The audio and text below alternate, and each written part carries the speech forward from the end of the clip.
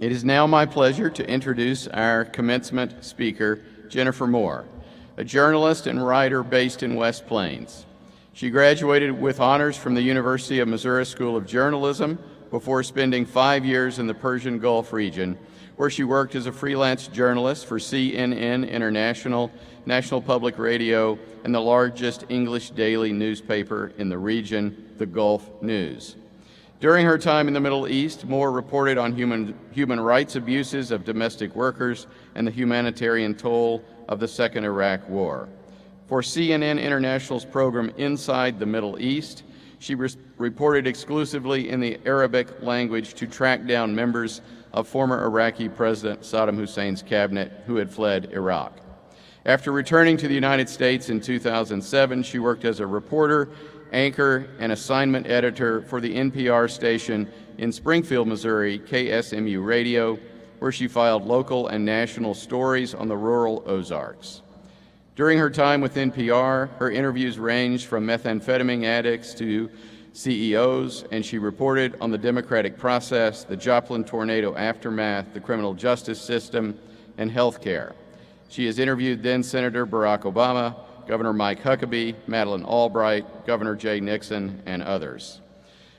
Over the course of her time at NPR, Moore's stories received 7 Edward R. Murrow Awards, the Excellence in Legal Journalism Award from the Missouri Bar, and the 2014 Honorable Mention for the Toner Prize in Excellence in Political Journalism, awarded by Syracuse University. She recently left the field of daily journalism to pursue a career writing books, a graduate program at Missouri State University, and working as the coordinator of theater and events for MSU West Plains, her hometown. Ladies and gentlemen, please welcome to the podium our featured commencement speaker today, Jennifer Moore.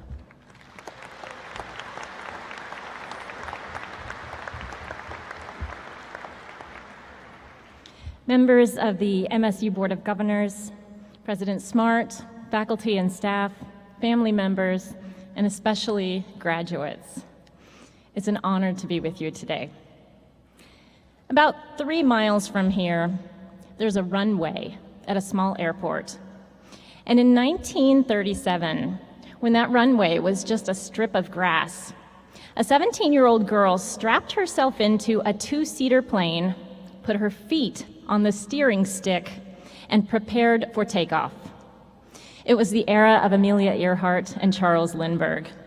And her entire life, this young woman had been obsessed with airplanes.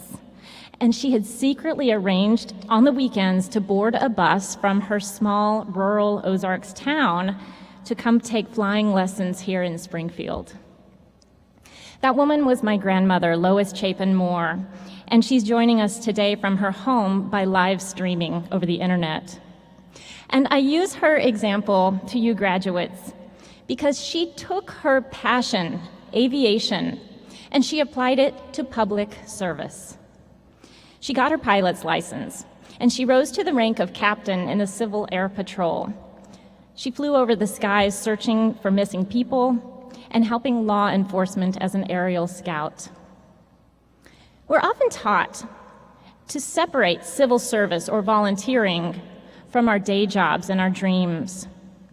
But today, I'm challenging you to incorporate service into your jobs and into your dreams.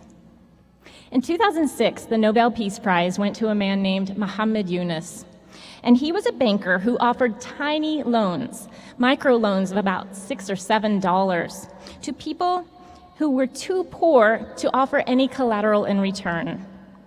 And over time, he helped lift over 8 million people out of poverty in Bangladesh. 2 years later, he was in Springfield visiting MSU, and I interviewed him. And he told me, Jennifer, we're taught in business that if we maximize our profits, we'll be happier. But we're not happier. We're happiest when we give, not when we take. And you know what? He's on to something. You can surround yourselves with material things, but at the end of the day, they will not fulfill you. You will find true fulfillment in what you give to others. It's a form of love one another, and without it, your money just won't feel as good sitting in the bank account, and your trophies won't shine as brightly. So what do you love to do? Find a way to work service into that.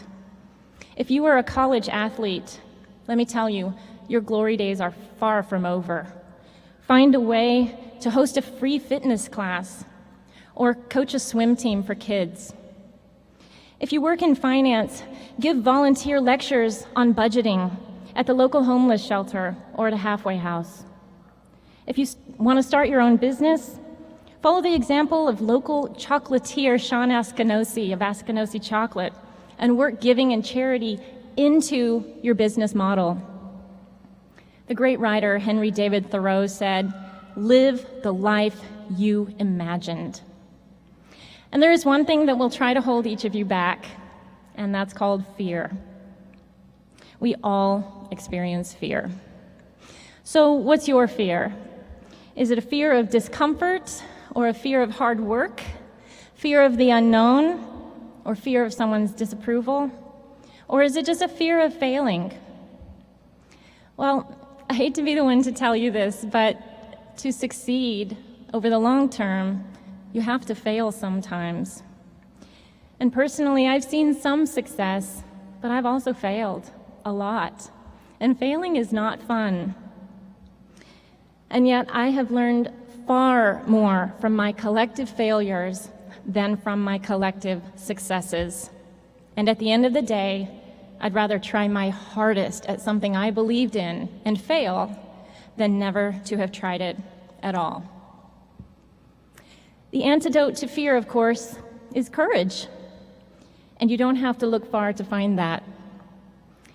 Courage is in the little boy who couldn't hear what his teacher was saying, but he also couldn't afford hearing aids. He was sent to special education classes when he knew he didn't belong there. In high school, this boy developed a nervous tic in his hand, these involuntary movements that eventually spread to his entire body. He dreamed of becoming a scientist, but when his flopping arms dropped a large glass container of sulfuric acid in the chemistry lab, he was advised to choose a new career path. In college, this man was diagnosed with Tourette's syndrome. And between his trips to the emergency room and his loneliness in the dorms after being labeled a freak, he dropped out of 4 different colleges over 9 years. But you know what? He kept his eyes on the prize because he dreams of finding a cure for the disease that took his mother's life, insulin-resistant diabetes. That young man is your classmate, James Norris. And although he may have struggled to hear his 4th grade teacher, I can guarantee you that he will hear loud and clear today his name called as he's awarded a bachelor degree in cell and molecular biology. And he's been accepted into a graduate program that starts next month. That's courage.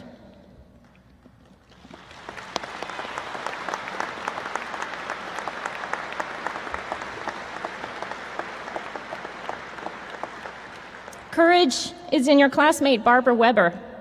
As a single mom with 2 kids at home, she walked 7 miles round trip to get to class. She eventually wore holes in her Walmart shoes, and her feet began to bleed just so she could learn.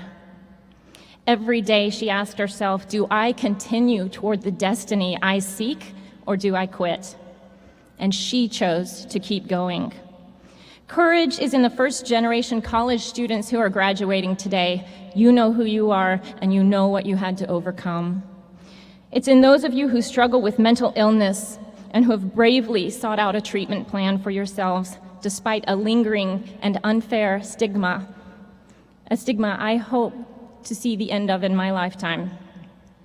Courage is in you military veterans who, upon returning home from combat, found it nearly impossible to sit still in a crowded lecture hall because of the invisible scars you bear from the battlefield. Yes, we all encounter obstacles and we all face fear, but courage is a choice.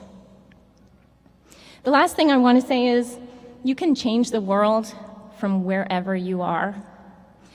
As an adult, I've had to deal with a pesky health condition that leads to internal bleeding. And the first time this happened, I was in the Middle East. And I remember as the medical team was prepping me for emergency surgery, a problem came up. No one could find the anesthesiologist.